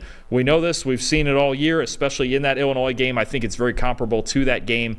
If Wisconsin doesn't pass protect, it's over. Yeah. And on the other side of the ball, Dawn, can Wisconsin, with their really good secondary, take away Tyler Warren, who's been easily the best tight end in the Power 4 so far this year? I won't say the FBS because Harold Fan Jr. is putting up stupid numbers right now, but it's those two and everyone else really at tight end in college football right now. Right now, he leads all Power 4 tight ends. Warren does in receiving grade, 91.6, receiving yards, 513, yards per route run, 3.38, and he's tied for first in receiving touchdowns with 4. As if that's not enough, he also has a rushing touchdown and a passing touchdown this season. And outside of Tyler Warren, Penn State's receiving core has been about above average. Right now, their wide receivers are 41st in receiving grade as a unit with a 71.2 grade. So really, it's the Tyler Warren show on offense for Penn State. Wisconsin's secondary is the clear strength of this defense. They are 8th in the nation with a 91.5 coverage grade this year. And when you isolate that to when tight ends are targeted, they have the 20th best coverage grade in college football, earning a 76.4 mark in that department. They also have not allowed a tight end to have 50 receiving yards in any game this year. But, of course, it's fair to say they have not faced a tight end who's even close to being the caliber of Tyler Warren. So guys like Jaheim Thomas, their linebacker, who's been really tasked with guarding tight ends a lot. Hunter Waller, safety, also tasked guarding tight ends a lot. Those two really need to step up against who is at least a top 2 tight end in college football. Yeah, right now, absolutely top 2 or 3. I mean, when you talk about Tyler Warren, it's not just that he's talented. It's that Andy Kotelnicki has him in a different spot. Yep. Every single play. They line up a million different ways with the intent of, okay, we're still going to get Tyler Warren the ball. And everybody knows it. It's just about where and how can I mess with the defense lining up and use all the spacing and have other threats that kind of decoy things away from him. Or, sometimes I guess we'll just put him at center somehow and throw touchdowns to him because that's the type of lunatic stuff that we draw up now at Penn State. But, no, I mean, that's really what it is. He's he's been the center of this offense. He's been their best player by far. But I do think still that Penn State's run game too plays a big factor in this. Hopefully, if we see a healthier Nick Singleton this week than we did against USC, because he looked like he was about a half step off, didn't he? I think Nick Singleton getting it going in the run game is big too. But you're right, Tyler Warren right now is the center of this offense. Yeah, you're right, because Wisconsin is 92nd in run defense grade this year. So there's an opportunity here for Katron Allen and Nick Singleton to expose that a little bit and help out Drew Aller a lot. But it really does come down to Tyler Warren a lot for this offense. Because you take away Tyler Warren, Penn State's passing game is like above average, nothing crazy. But with Tyler Warren, that's when it becomes really dangerous, honestly. So, Dalton, ultimately, in this night game at Wisconsin, will Penn State fall into the trap and overlook them and end up losing this game? Or will Penn State take care of business and then set up a massive matchup next week? I'm going to take Penn State to take care of business, but I think it's going to look a good amount like the Illinois game, and I think it's very possible that this game on both sides could start very slow. I think when you talk about both teams trying to overcome, Penn State kind of trying to overcome themselves in the first half of these games, it takes them a while to get going. And Wisconsin trying to overcome this defensive front. I mean, it's really good. It's one of the best in college football. If you don't have an answer for Abdul Carter, good luck to you. I mean, and I think it plays very much like that, where it's like, you know what, the pass protection is key. Penn State plays up. They need to get to next week. And I think another big factor is that Braden Locke under pressure might give the ball away a little bit. Drew Aller doesn't give the ball away. He might miss some throws, but he certainly doesn't have a whole lot of turnover worthy on his record. So I'm going to take Penn State 24-13. I think it's kind of a slow grind early, and then their defense takes over in a very similar manner to how they did against Illinois. Yeah, I think your breakdown, I think Penn State's pass rush is going to end up winning that battle against Wisconsin's offensive line. And Braden Locke under pressure, like I said, is not very good at all. He's one of the worst in the nation under pressure. That's a big factor. And then I think the Penn State run game is an advantage against Wisconsin as well. And then Tyler Warren is always a superstar, and Drew Aller's been really good this year. I got Penn State taking care of business 33-17 over Wisconsin. There's a lot of advantage, I think, for Penn State in this game. So I think they take care of business on the road in what should be a really tough road environment at Camp Randall Stadium. But they'll take care of business and set up a colossal, probably top 5 matchup against Ohio State next week. As long as the Buckeyes take care of business against Nebraska this week. We'll see what happens in that game. But it should be a top 5 matchup if both teams take care of business this weekend. Next game we're talking about, Dalton, is number 22 SMU at Duke. 8 p.m. Eastern time game on ACC Network. Who would have thought? Awesome we were doing game. SMU and Duke. I love it. 9. You like that? I love it. Jeez. And listen, this is an important bar to clear for SMU to keep their ACC hopes alive. Right now, SMU is one of 4 teams in the ACC with a perfect conference record this year. Clemson, Miami, and Pittsburgh are the other 3 teams right now. Since Clemson and Miami are top 10 teams and they don't play each other in the regular season, it's more than possible that those 2 finish with an undefeated record in conference play. So the next 2 weeks for SMU are absolutely critical to keep up with Clemson and Miami and eventually force the conference championship participants to come down to tiebreakers. Honestly, that's what they should be hoping for right now. SMU plays Duke this week. Then they take on number 19 Pitt at home next weekend, which will be another huge game.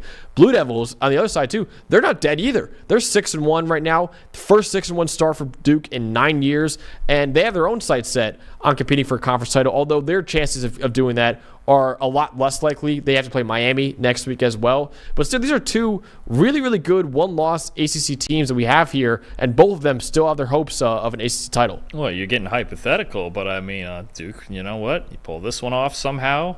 Miami's shown some vulnerability several times. You pull that one off somehow, and then you're in the driver's seat. So it's right in front of them. I'm not saying at all it's going to be easy. It's not going to be the highest percentage chance in the world, but you get this one at home, and then you just kind of see what happens 1 week at a time. And look, Duke, they're 6-1. They're playing good football. They have their brand of football that they play under Manny Diaz, but they're playing well. Absolutely. So, Dalton, you have the SMU offense in this one with a quarterback in Kevin Jennings who's been really, really good lately.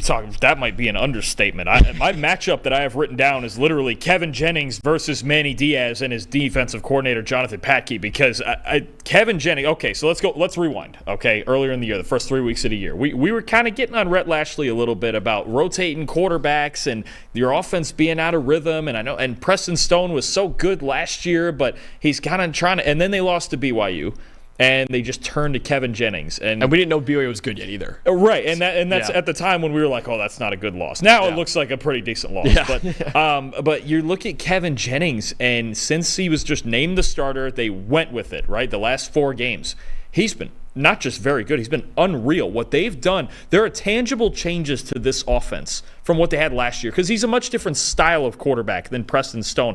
I don't think it's that he's so much better than Preston Stone, that Preston Stone couldn't come in there and win games, but it's different, and Jennings adds different dimensions with his mobility, with his athleticism. They run more read options. They run more naked bootlegs. They get and he can just improvise, scrambling. I think the biggest thing for me is everything he adds just on the move, right? He can still make vertical plays down the field. Let me go since week 4, since he was named the starter, okay?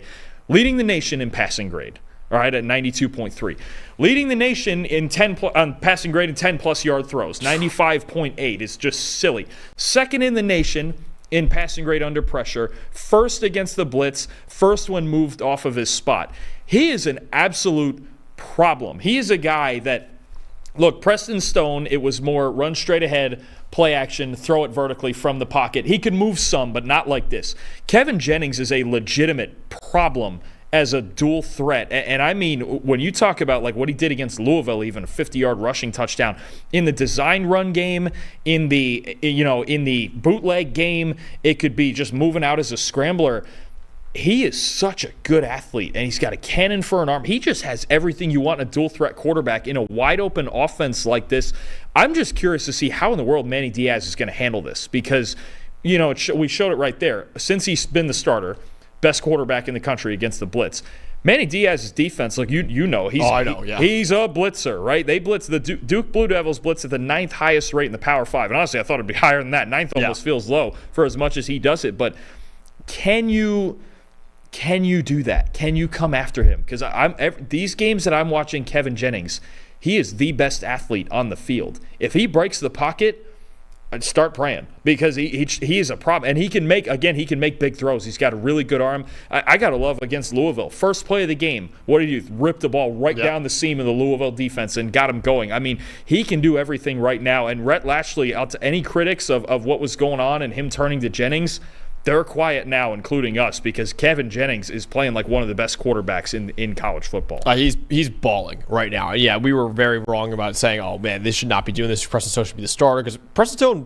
to why we said that, he was one of the best quarterbacks in the country last year. But Kevin Jennings has been outstanding for them this year as well. My matchup to watch on the other side of the ball when Duke has the ball is SMU's pass rush against Duke's offensive line, which should be a heavyweight battle in the trenches. And Dalton, even after losing 2 draft picks, and Graham Barton, who was a first-round pick, and Jacob Monk, Duke's offensive line has been outstanding at protecting Malik Murphy this year. In fact, Duke has the lowest pressure rate allowed in college football at 16.9%. They've only surrendered 9 sacks or hits so far this year. The only team in the country who has fewer than that is Army, who passes the ball on like 10% of their plays. So really, for teams that actually throw the ball, SMU is one of the best in the country, if not the best in the country, at preventing sacks or hits.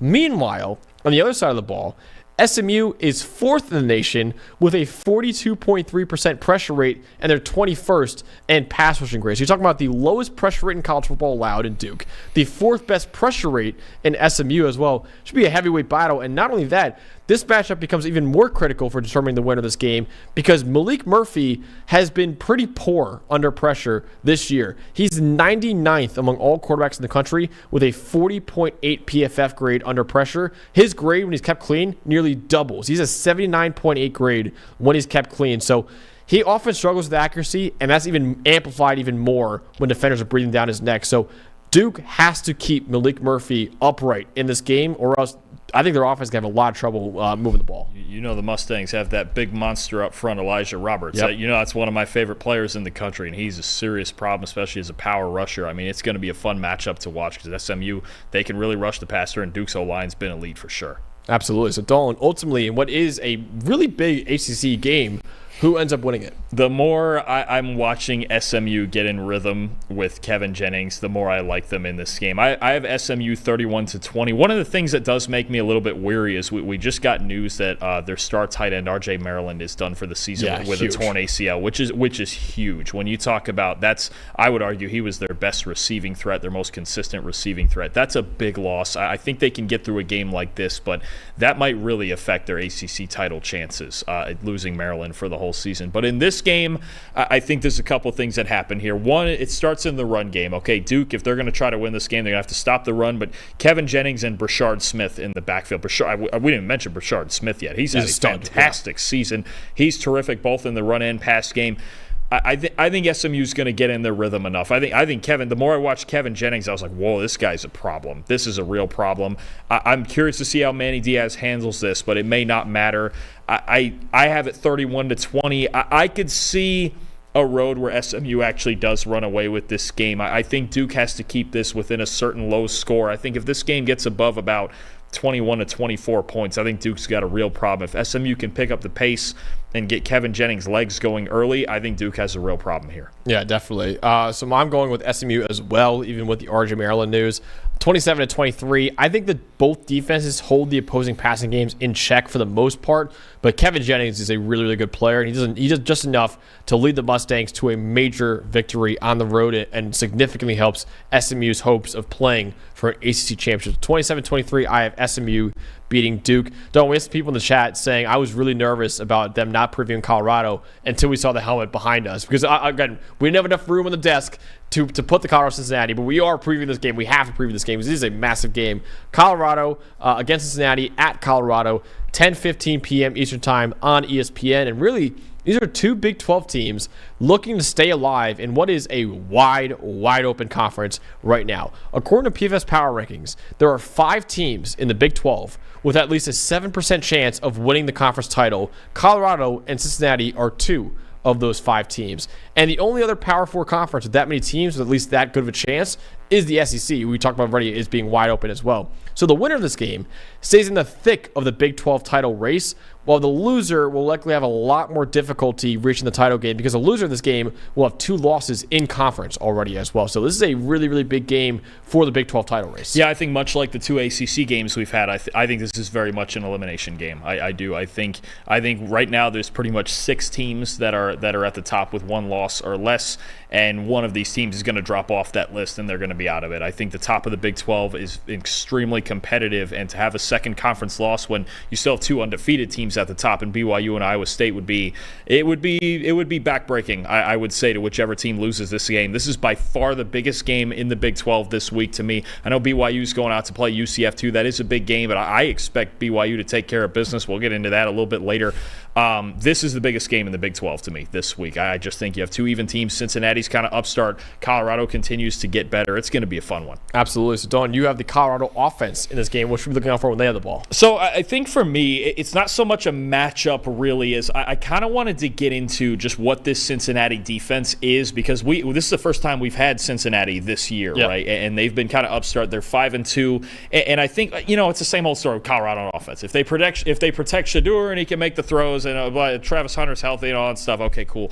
It's really more about the matchup of they're playing a different type of defense this week, okay? And Cincinnati's new defensive coordinator, Tyson Veit, all right, he came from Iowa State. He was under Matt Campbell for a long time, so he brings that Iowa State kind of unorthodox defense where it's 3 down defensive linemen, you got a nose guard, and you got 2-5 techniques, and you're dropping 8 in coverage all the time, and it's really a defense meant to prevent big plays and make tackles in space with so many athletes on the field, right? They blitz at the 3rd lowest rate in the entire FBS. They run the most plays in the nation, dropping 8 players into coverage and only sending 3. So They don't blitz a lot. When they occasionally do, they'll get in cover 1 and try to man up. I don't think I expect them to do that a whole lot in this game with Colorado's weapons. I mean, we talk about Hunter and Wester and Horn and all the guys we always talk about, Will Shepard, right?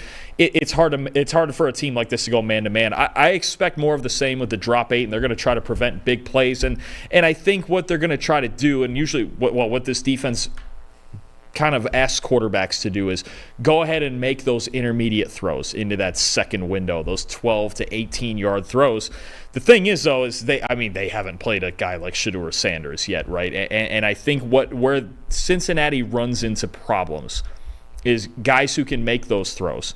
And because they're only sending 3 so often, quarterbacks have so much time to move around and improvise. And we know Shedeur can improvise, and he usually looks to improvise to throw. We saw this especially last year in their first couple of games against TCU and Nebraska, where, especially in the Nebraska game, last year when Colorado beat them, They were dropping 8. Shedeur had all the time in the world. They did get a handful of sacks on him because there were plays where they were covering well, but there were too many times where Shedeur had too much time to just find somebody open, especially Travis Hunter, who, they're just telepaths with each other at this point on the move. So I think it's anytime you only send 3 at Shedeur, that's a choice. That's certainly a choice. But that's how this defense works. So I'm really curious if Cincinnati can stay disciplined enough in coverage, okay, especially late in plays and as Shedeur starts to get moving around a little bit. Or, maybe Dante Corleone can just dominate on the inside so much that a 3-man rush does work against Colorado. But their pass protection has not been awful. It started to look closer to average, right? And only in 5-on-3, they should still win that battle. So I'm just curious where Colorado can attack this Tyson Veit-led defense, this kind of pseudo Iowa State defense that sits back so much and kind of bends and doesn't break. And I think the other thing, too, it's a defense that can be vulnerable in the slot. And we saw this a little bit in the Texas Tech game when they gave up 44 points. It helped that they had Taj Brooks. Colorado certainly doesn't have that. But in the slot, I had LeJontay Wester as kind of my most impressive guy last week. I wouldn't be shocked if he had another big game this week. Definitely. And outside of the ball, you mentioned the pass rush for Cincinnati not really being there because of how few rushers they send. Other side, too, Colorado's pass rush hasn't been great this year, but they had a really good game this past week. Like I said, they were 104th in pass rushing grade this year, 64.7. That all changed against Arizona, who entered that week with the 16th best pass blocking grade in college football. So that should have been a clear advantage for Arizona over Colorado, and it was the opposite. Because in that game, the Buffaloes sacked Noah Fafita 7 times and pressured him on 52.8% of his dropbacks. If they could be that effective rushing the passer this week, it should have a lot of success against Brendan Sorsby because he's performed really well when he's not under pressure. He's his 22nd best grade in the nation when not under pressure with a 90.2 passing grade. He's far worse when he is under pressure, though. He's a 48.1 passer rating under pressure. That's 80th in college football. So you're talking about a top 25 quarterback when kept clean and like an 80th, like a below average quarterback when he's under pressure. I will say, though, Cincinnati has been really solid in protecting Brendan Sorsby, which is why they're 5-2 probably right now. They're 35th in pass blocking grade as a team with a 75.8 pass blocking grade. So if they're able to give him time, he should be able to find Cincinnati's talented stable of pass catchers. Right now, Cincinnati is 17th in receiving grade this year. So they have players in that receiving core that Colorado should worry about. But if he's under pressure, then Colorado has a distinct advantage over the Bearcats. But if he's kept clean, then maybe he could kind of keep up a little bit with Shedeur Sanders. Yeah, it's kind of this Bearcats run this balanced ball control thing. So think back to the Kansas State game where K-State is ball control, but it's all run game, right? They're running every different run look at you. Cincinnati, they're going to run the ball with Corey Kiner. He's a good back. He breaks a lot of tackles. And Brendan Sorsby really kind of works. He doesn't throw a whole lot of deep balls. He works kind of within this 10 to 15-yard bubble. And I believe right now he is the second highest graded passer in the country on throws under 10 yards.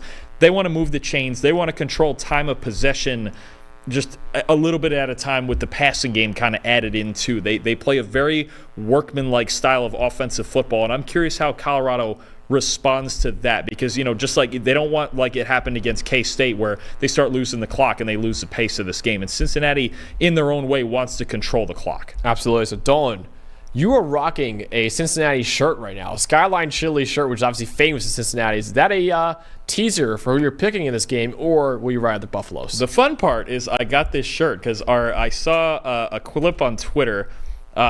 Our friends over at the Folsom Frenzy podcast for one of the big Colorado podcasts, they were going on there and they were talking about the game and then they were going on there just ripping Skyline Chili and I was like, wait, hold on now. Wow. Well, now I know you're not. I'm with them. You're not a big fan of it. No. I'm obviously it's average. I'm obviously a huge fan of it. So look, for as much as I was like, wait, we need to calm down here because now we're getting personal with the trash anyway. But no, for real, I absolutely love it. It kind of works as one of those things where you either love it or you hate it, and obviously it's okay. I don't hate it. It's okay. It's like a C. I'll give it a C. That's actually the weirdest opinion because almost no one says that. Yeah, I'm like, if I had to eat it, I would. I would not search it out and get it though.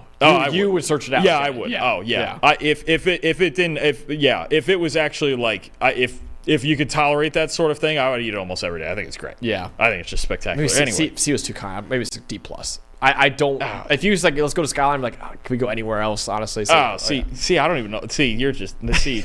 This is why I'm wearing the shirt. It's because people like you. Anyway, it is not a teaser for who I'm picking. I did it just for the fun of it because of that whole thing. I'm still taking Colorado in this game. I think there's certainly a road here for Cincinnati to win. The ball control thing, they don't make a ton of mistakes on offense when they're rolling right. They control the clock, the short passing game. Sorsby kind of helps himself out with that protection, getting it out quickly. But I think Colorado has too many weapons to just sit back and not come after Shedeur and just keep dropping 8 like that, right? I mean, we've already seen Cincinnati. They blew a 21-point lead to Pitt because they gave Eli Holstein too much time. Even when Cincinnati gets ahead, there's not a pin your ears back thing because they still only send 3 and sit back. So you have a chance to stand back there and make throws. And anytime Shedeur Sanders has a chance to stand back there and make throws, he's going to succeed. He doesn't miss very often. We already know that. So I think I wonder if they change it up on defense a little bit. I'm assuming probably not. Yeah. Certainly not to go man-to-man against this crew. I don't think Cincinnati has the tools to do that. They need to control the clock on offense. I think the one thing I worry about with Colorado is they're still obviously pretty one-dimensional. Run game was a little better against Arizona last week, but running inside on the Godfather might not be in their best interest. I've got Colorado 31-24. I think Shedeur makes enough of those intermediate throws, finds enough points, establishes themselves as one of the 4 or 5 Big 12 contenders. Yeah, definitely. I got Colorado as well, 33-20. I think it'll be a little more high scoring. It could be a high scoring game overall because I do think if Colorado's pass rush is not the best, and say if Travis Hunter, I know Deion said that Travis Hunter is good to go now, and maybe he will be playing his full allotment of snaps, but if he's not playing all the defensive snaps, then I think Cincinnati has an opportunity there to take advantage of that secondary a little bit. Not fully. Well, I wonder, though, I've wondered about this the last week and a half or so again, is that expanded role maybe of one, is it more as a receiver? Because Colton Hood's got an interception in 2 straight games. I mean, the backups have filled in well in the spots that Travis Hunter's been out. And I feel like this might be a game where I might want him on offense. I think they have enough on defense that they don't have to play him every snap when if he's still not 100%. Now, if he's 100%, that's Travis Hunter. Whatever you want him to do, you can just have him do it. I'm not complaining about that, but you still want to avoid maybe taking some unnecessary hits. If they can survive in the secondary, I might play him more on offense. All right, that's interesting. I think it could be used either way because I think Cincinnati's receiving core is pretty good. Brendan Sorsby, when he's kept clean, has been a really good quarterback. So the key is to get pass rush on there. I don't know if they're going to have the same pass rush, but I still think Colorado has the advantage. I think Shedeur Sanders is easily the best quarterback Cincinnati's played all year and easily better than what Cincinnati's got right now. So I got Colorado winning this game 33-28 and establish himself as a legitimate Big 12 contender. All right, Don, we got to go to our upset picks now. Let's update the standings on the upset picks, and we freaking suck, Dalton. We suck. I have 326 points. You have 238 points. Our producer, Eli, is lapping the field right now with 542 points so far. Dalton, he has more than double your points right now. More than double. Oh, yeah. No. I burn all my upset picks in the real games, and then I pick all the wrong ones in this segment. That is rough. That is the problem right now. So I've had multiple where I picked the upset, and then they've gone and lost by like 30 or 40. Don't worry. We're getting there. We're getting there. Does that mean I'm going first? I just want to update, just in case anyone in the chat doesn't know how those point totals come up. We're picking a team that is a underdog according to the money line, and however many points. So if they're plus 200 money line, you get 200 points if you get the pick right. So that's how the point total is determined. Don, I don't know how the hell you got this. This is the upset pick of the year, in my opinion. So go ahead with your first one. I think this is BS. Well, I got this on accident because a couple hours before the show, I was going to take West Virginia over Arizona, and then I saw something that Garrett Green might not play, and I'm like, okay, no, forget it. I'm not going to do that, West Virginia, without Garrett Green. That's kind of their whole offense, right? So I was like, I'm looking through. I'm like, we're like, what are we, 10, 15 minutes before the show? I'm like, oh, I need another one. And one I saw just go right by my eye. I was like, wait, what? And I couldn't believe it. Apparently, BYU is an underdog against UCF this week. 3-4 UCF, by the way. And is an undefeated BYU who's played some really darn good football this year. I understand the game last week was close, but BYU was on a short week and Oklahoma State was on a bye week. And so, I mean, they couldn't have been at any more of a disadvantage there, and they battled through and won the game anyway. And we don't do this for other teams, but it seems like there was talk of kind of punishing BYU for playing a close game. when Iowa State did the same thing. Miami's done the same thing all year, and several close games are a part of football. Yeah. If you come out with a win, cool. So I've got BYU, and it's a short one. I only got them at plus 105 because they're, for some reason, I don't know why they're dogs at all. I don't understand it. Right now, I think they're the best team in the Big 12. Yeah. And I understand. The only other thing I have for this is the cross-country thing. Yeah, and true. UCF did play Iowa State well. But I think BYU's defense is better than Iowa State, especially their run defense. They're better in the trenches than Iowa State is. I have no idea, really, why BYU is underdogs in this game, and I'm taking them. I don't care if it's short. I just want one on the board, plus 105. As good as Retzloff is playing, we saw in the graphic there how much I've motivated him and apparently continue to do so. And their it's a defense to me. I go, okay, UCF, yeah, they're going to run the ball, but Iowa State's run defense is the weakness of their defense. BYU's run defense is might be the best part of their whole team. So I don't get it at all. I expect BYU to go out there and beat UCF. I can't remember when we did our UCF preview. Do they blitz a lot or no? Not really, no. Okay, never mind. No, I was going to say, because Retzloff has the highest grade when he's blitzed this year. No, not a ton. They usually. Oh, no, I'm sorry. Highest grade when he's not blitzed this year. Right. So they don't blitz a lot. That's an advantage for BYU. No, they don't blitz a lot. Yeah. Usually it's a lot of rotated coverages and stuff, but they're usually sending 4. I do not understand how a below 500 team. I know they play close games with good teams before, but I don't understand how a below 500 team could be favored over a 7-0 team that should be in the top 10 right now. That makes no earthly sense to me at all. There's no big injuries either for BYU, at least I can find either. They're not a fluke, and they're getting better. I do not. That makes no freaking sense. So congratulations on that one. Eli, what is your upset pick of the week? For my upset, we are heading back to the MAC. Give me Bowling Green over Toledo at plus 106. Give me Bowling Green and Harold Fannin in the Battle of I-75. I love it. The Fighting Harold Fannins, honestly. Harold Fannin. Can never go wrong betting on Harold Fannin, man. That guy is freaking amazing. Whatever. Slam the over every week. So plus 106. One game that Dalton, so that BYU game we almost thought we had to preview because that line is so crazy. Honestly, we didn't do it. Another game that we almost previewed because this should be a close one is Washington against Indiana, and I'm taking Washington. Ooh. I'm doing it. I hate doing it. I don't like doing it, but I'm doing Washington plus 190 over Indiana. Really, for the simple fact, Curtis Rourke is not playing in this game. Taven Jackson, who's actually a younger brother of Trace Jackson Davis, who's an All-American basketball player at Indiana, now plays for the Golden State Warriors, who actually starts the season tonight. NBA starts actually right now. I'm going with Washington only because I don't know what they have in Taven Jackson. I know he played well enough in that win over Nebraska, but also they were up by so much by then that he didn't have to throw the ball that much. Washington's proven to be dangerous before, right? They beat Michigan before. I'm taking Washington. It also plus 190 is pretty juicy. I don't feel great about it. I hate picking against the Hoosiers because I love the story that they're doing this year.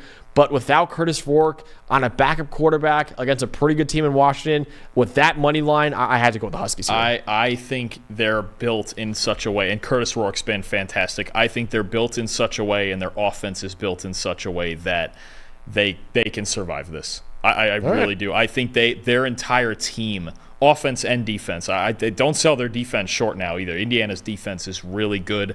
I think they go out there and win this game anyway, even with Jackson in there. I think if Rourke were to obviously miss the Michigan State game too, which is I think right now sitting around 50-50 because he had a thumb procedure, but I think they could survive the next 2 games without Curtis Rourke. I think they have such a good, well-rounded team over there, and that I'll tell you what, if you're going to go in there as a backup quarterback, the way their offensive line played last week.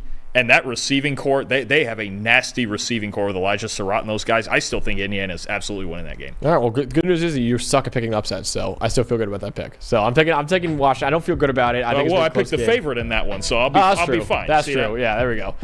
Again, we have our Week 9 review show on Sunday morning at 9 a.m. Make sure you guys stay tuned for that. Also, we are coming in at 9 a.m. tomorrow to record our mid-season college football awards, giving out the Heisman Trophy, the Maxwell Award, the Biletnikoff, all the major awards in college football we'll be giving out mid-season. That'll be dropping on Friday, I believe, so be on the lookout for that as well. But for producer Ty back there, producer Eli, for Dalton Wasserman, I'm Max Chadwick. We'll see you guys on Friday, and we'll also see you guys on Sunday morning for our Week 9 review show.